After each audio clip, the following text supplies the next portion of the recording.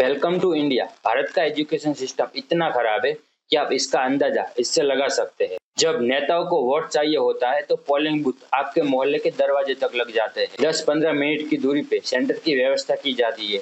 यही नेताजी वोट लेने के लिए घर घर गाड़ी भेजते हैं ताकि एक भी वोट छूट न जाए। इलेक्शन के वक्त सरकार बहुत संवेदनशील हो जाती है, बहुत अपनी लगने लगती है। उस वक्त नेता बड़े बड़े वादे करेंगे, आपके लिए नहीं, आपके वोट के लिए, क्योंकि सरकार को आपसे कोई मतलब है ही नहीं। उन्हें तो मतलब सिर्फ आपके वोट से है। नेताजी इलेक्शन से पहले कुछ ऐसा कार्य करवाएंगे जिससे जनता का विश्वास जीता जाए। जैसे कि आपके एरिया में ब्रिज का उद्घाटन करवाएंगे, बड़ी बड़ी गवर्नमेंट भर्ती करवाएंगे और सड़क के गड्ढे ठीक करवाएंगे। लेकिन जैसे ही बात पढ़ाई की आती है, वही सरकार नजरें फेर लेती है। एसएससी, रेलवे या किसी भी एग्जाम के लिए बच्चों को 500 से 1000 किलोमीटर दूर भेज दिया जाता है। न कोई बस की सुविधा, न कोई सरकारी मदद, न कोई पूछने वाला।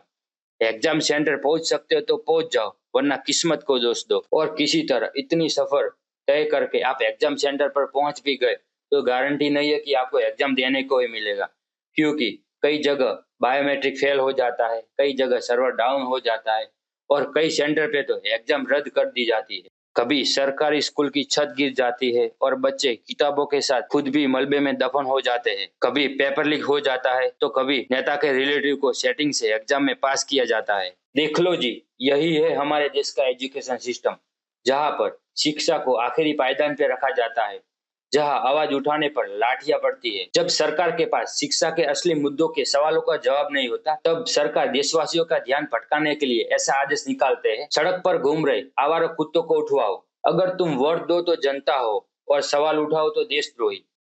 सोचो, जिस देश का एजुकेशन सिस्टम ही ऐसा हो, जिसमें student paper leak, exam centre, school की खराब छत में ही उलझे रहते हैं, उस देश की तरक्की क्या ही होगी। हमारा देश तब तक तरक्की नहीं करेगा जब तक हमारी शिक्षा व्यवस्था एक औपचारिकता बनी रहेगी। हमारे स्टूडेंट का सपना सिस्टम के बोझ तले कुचले जाते रहेंगे। जो युवा आज सड़कों पर विरोध कर रहा है, वो कल इस देश का इंजीनियर, अफसर, डॉक्टर या शिक्षक बन सकता था, लेकिन सिस्टम ने उसे समस्या मान लिया और जब तक किसी समस्या को समझा नहीं जाता तो उसे सिर्फ दबा दिया जाता है। तुम्हारी सरकार तुम्हारे पढ़ाई के वक्त कहाँ थी?